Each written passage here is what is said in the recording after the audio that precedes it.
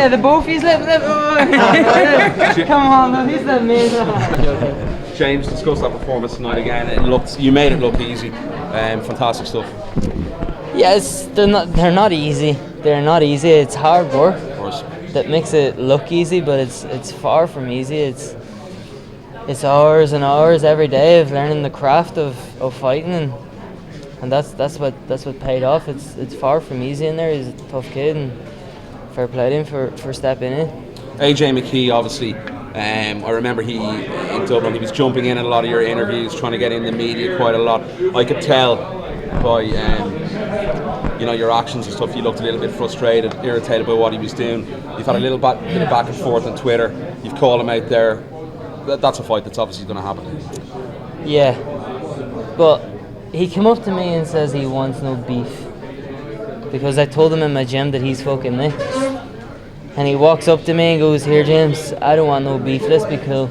Is all. I told Anthony to stop all that in your gym, and he told Anthony to apologise to me, which he did. And I was like, fair play to you. Do you know what I mean? And I was like, I'll be friendly with someone who's friendly to me, but we are not friends. I'll be friendly to everyone here, but don't make no mistake about it. It takes a lot of work to be my friend, and that's the way I've always been. And so he was trying to be my friend, and then he knocked into my hotel room straight after the press conference, and he started telling me about Anthony's game plans. Oh, he's going to keep you to the left, throw the jab, bang a left hook, and then try for the overhand right. And I was looking at him, and I was like, oh my God, this fella's an absolute pussy. He's like meant to be in his corner. That's his boy, do you know what I mean? Like, that's his boy. If I'm cornering one of my teammates, they're my friends. Yeah. Do you know what I mean? I've got their back to the end. And he started telling me all this, and then within the same thing, and then he goes, he'd said this here, and then he goes to me, "Do you train with Conor McGregor?" I was like, "Yeah, I do." And he was like, "I would fuck that guy up." And I said to him, "No, you wouldn't. He'd knock you out within about 10 seconds. And he looked at me, and he was like, "Fuck." I just knew in his mind, the way he looked at me, he was like, "Fuck, this guy's real." Like, he's not. He was expecting me to bitch out and be like, "Ah, do you know what I mean?" Yeah. I was like, fuck off, he's not my friend, do you know what I mean? This is my team you're talking about. Don't ever talk about my team like that. Say what you want about me, but don't talk about my team or my friends or my family like that. Do you know what I mean? And that's when he knew he fucked up. Was there nearly an altercation there? No, there wasn't no altercation, but he knew in his mind. He was like, fuck, and then he just changed the subject and started being friendly, and then he was like, "Oh, sure, we'll go out and celebrate after your fight."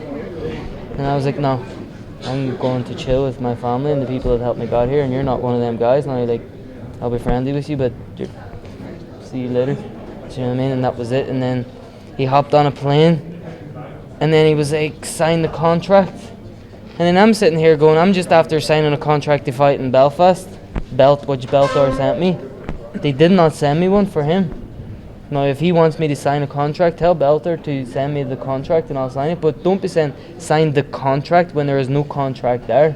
Like, that's the most stupidest thing I've ever heard in my life. Like, do you know what I mean? That's like saying kick that football there when there is no fucking football there. Do you know what I mean?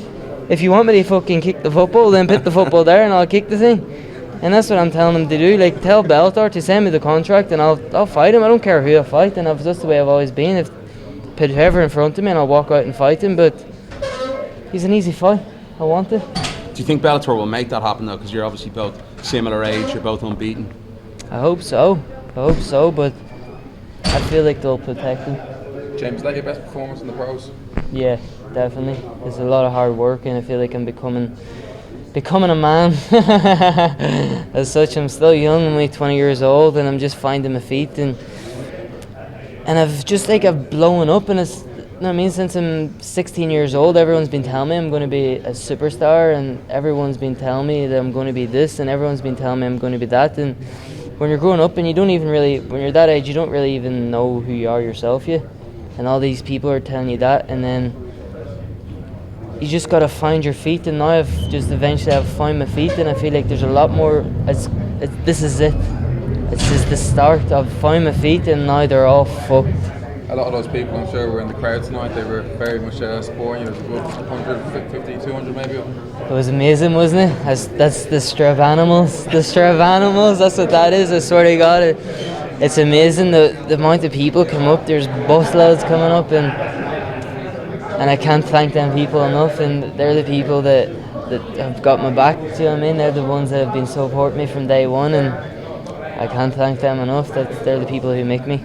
Your striking was a big emphasis tonight, and it looked pretty sharp in the first opening minutes. You wanted to pressure onto the ground through the striking, and you're pretty happy with it. Yeah, delighted. I've been doing a lot of work and with my coach Owen Roddy on my striking, and it's like before I would have been like not committing on the shots or something, but now I'm like committing on the shots. They're like hoping that they clinch, and I'm like, if I commit on the shots so much that I do get caught in the clinch, and then they just made my job easy.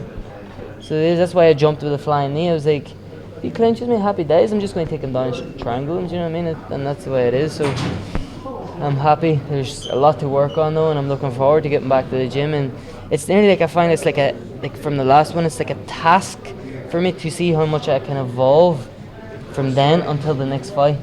And that's why I like to have the fights back to back.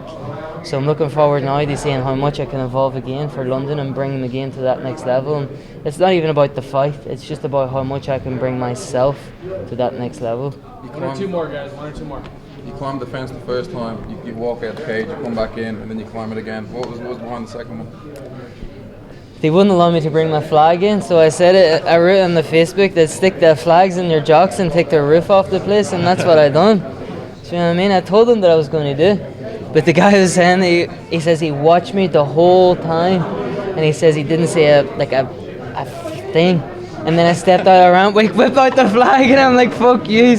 So, but then they wouldn't let it back in, but Kiefer, my teammate, he threw it back in, and then I was like, fuck this, I'm jumping up here and I'm raising this flag for my people who travelled all the way to support me, and this one's for them. James, it was almost tonight, it was like a newfound maturity in you and your comfort, like for a guy of your young age to walk out at the stage or that, you looked as comfortable as any long veteran in the game. Just talk us through that. You seem to have, you spoke about it a little earlier, the maturity and how you're evolving into a man in yourself. Just talk us through the evolution of James Gallagher. Yeah, it's a weird, humbling feeling. I feel humble now after that. I'm just sitting here like looking around, and I'm like, do you know what I mean? All this is from just me, and like I can't put it into words how much that feels, and I'm going to be the greatest ever. That's the way. That's what my mindset is, and I'm going back to the gym on Monday, putting in that work and having fun in the gym and bringing my game to that next level. And I feel like I'm going to be the greatest ever, and that's it. I just feel like I'm becoming myself. Do you know what I mean? I'm just becoming, filming, finding my feet. And I found out who I really am, and I'm putting it out there and showing the world who James Gallagher is. A.J McKee, London, going to happen, and any final words from you? Yeah, I want that. I'm showing up in London. Tell him to stop being a pussy and get the fuck over here and let me strangle. Appreciate the time, man. Thanks very much. Thanks very much.